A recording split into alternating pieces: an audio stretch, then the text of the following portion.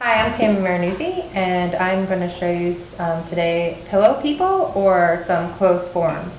I'm going to work with some earthenware here, and I'm going to roll it out into thin slabs, and I'm going to use them really similarly as you would use coils. So the first thing I'm going to do is I'm going to roll out some really thin slabs, probably about 1/4 of an inch thick at the most, and then I'm going to compress. I'm going to compress the top, and I'm going to compress the bottom. And this does a couple of things. It allows the clay to be a little bit more flexible when I'm building with it, and it smooths out the canvas texture that's going on here. I'm throwing on just a board with some canvas on it, and I don't want those marks to show, so I'm going to just compress the surface, take out the air bubbles, and take out the canvas marks. And this, a size this big, this was probably about 2 pounds, maybe 3 pounds of clay, should make a whole form. You don't need a lot of clay to make this. I do a lot of untraditional, I guess, things. I don't score, I don't slip, I don't do measurements, I don't do templates, because it's going to allow me to really have an expressive form. These forms will get wonky, they'll kind of take on their own nature when I'm building them. So what I'm going to do is I took one slab and I just cut it into a strip, and that's what I'm going to do. I'm just going to keep cutting this one slab into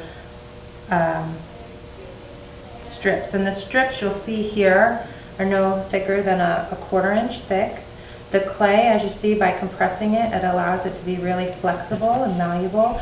I'm working with pretty soft clay, and this is one of the reasons why I'm not going to have to score and slip. But what I can say is that I'm going to continuously pinch and work this like it was a coil. So even though I'm not scoring and slipping, what I'm doing is by pressing, I'm pressing the clay together, making sure that those seams are out. There's a little seam in here, and I'm just going to take my fingers and rub that seam on out right now. The reason for that is that I'm going to grow this. I'm going to build it taller and taller, and my fingers aren't going to be able to go down in there really soon. So I kind of have to take out any of the inside roughness or seaming that I don't want to see when I open the container. Also, what I'm going to do is I'm also going to start giving this some form. I'm going to start pushing it from the inside to out. Okay, so I'm starting to kind of shape it. I make the slabs a little bit thicker than I want them to end up, so that it gives me a little flexibility. So the next thing that I do is I'm going to flip this over and squeeze these together to make sure that there's a nice seal here, that this isn't going to come apart. And I'm going to put the foot on here. And I don't do a tripod. I kind of do these little four-footed containers. I like to do that. It gives them little feet. So how I do that is I just pinch the clay on both sides. And I'm not concerned with it being even. I'm not concerned with the seam showing. That's part of what gives the work the character that I like. So I'm not lining things up. I'm not being real exact, but that really feeds into the character of the work. I want to get that bottom in there because I put it on the interior and not on the exterior. And the reason for that is I like the seam work, that when you can see how it's made. I'm not interested in it being a surprise how it's made. I like all those flaws showing. If you look on the inside, you're going to see that the open area is probably about 1 inch and 1.5 inches, and I'm going to make the square that I'm going to stick in there, I'm going to make it a little bigger. And one of the things that I'm going to do is I'm going to call pooching, and I call it pooching out. So I'm going to pooch this out a little bit so that it has a nice little dome to it. So when I put it on the interior, it's going to pooch out of that space. So I'm just going to stick this in there again without any scoring or slipping. And what I'm going to do is I'm going to just take my finger and run it along the seam, and I'm just going to fill in the cracks with extra clay. Now remember, this is a little bit thinner than this is because I've gone in now and I stretched the clay. So I'm going to try to make this little square that I put in there, I'm going to try to make it the same thickness. And I'm constantly, with these fingers, I'm always going like this and kind of checking the thickness, because as you know, you want your walls to be even in thickness. And then I'm going to come back to this seam, and I'm just going to take my finger and press it down, and then I'll come back over here and just kind of push from the inside out again. Make sure that, because I'm moving it so much, I want to make sure that it's keeping its form. Now right in this area, right in this little belly, I have extra clay, and I'm going to take that extra clay and really poof it out. Because that's going to be, you know, a chin or a stomach, and I want it to kind of stick out into space. Now I don't pre-conceptualize a lot of this stuff. I don't sit down and say, ooh, I want to build this. I mean, I'm obviously building a jar, but I don't know what face or what figure is going to go on there. And I really do let the clay kind of speak to me in that way. If I see cracks that look like they would be, you know, nice mouth or eyes or nose, I let the clay kind of determine that. So right now what I'm doing is the corner spaces are always a little bit more difficult to get into.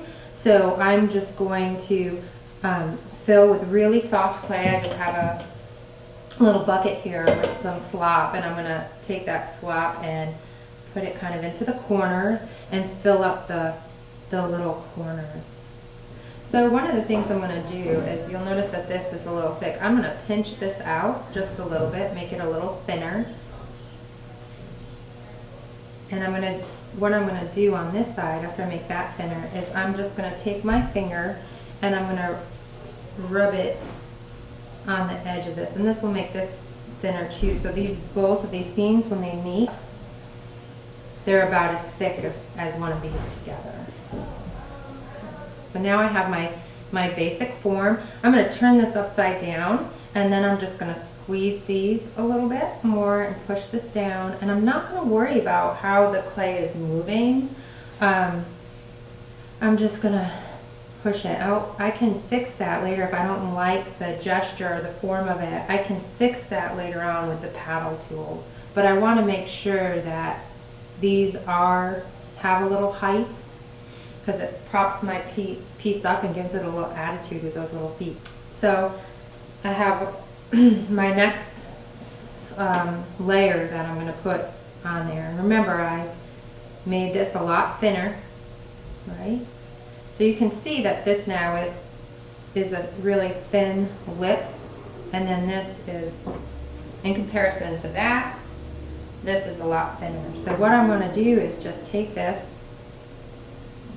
and feed it on the inside, kind of if you were working on a coil, when you build up with a coil. And I'm just going to tear that. I'm going to stick that in there, and I'm just going to compress this with my fingers. I'm going to just pinch. So now I'm going to leave some of these seams, like I said, because those are going to become body parts, and they're going to catch some of this wash that I'm going to put on afterwards. So I like those seams to be evident. I don't want to hide those. So I'm just going to put this on here, and I'm just going to pinch. And so although I'm not scoring and slipping, I'm really compressing the clay at this seam line and making sure that it's going to stick together. I can choose at this point if I want the seams on the inside, because sometimes I like how the glaze on the inside catches in the seams on the inside too. So for today, I'm going to smooth those seams up just a little bit. And now I'm using this paddle stick. And although it sounds kind of loud, I'm not really hitting it all that loud. I'm just hitting it enough to make this flush with that. So this top piece, I want it flush with the bottom. So at this point, I can kind of start seeing, I'm going to have to start working the form just a little bit, you know. So I see that this clay is coming out a little bit in the back, so it's going to be a nice butt for the piece. So I'm going to just work that right now because my hands can still fit in that. And I'm just going to kind of do this motion. I'm just going to kind of make little scooping motions and give it a little, either a belly, maybe it looks more like a belly. I'm thinking it's like a belly or a face. Kind of sometimes bellies go into the faces in my piece, so that's thinking about that relationship. And then if this is extending far out into space, then I kind of want this to extend just a little bit. I don't want it to read really flat, because right now it's kind of flat. And although some folks look like that, let's get mine a little junk in the trunk, I guess. So when I put my original coil on, or what I call coils, really a rolled out slab, I put it on the inside, and there's definitely a reason for doing that.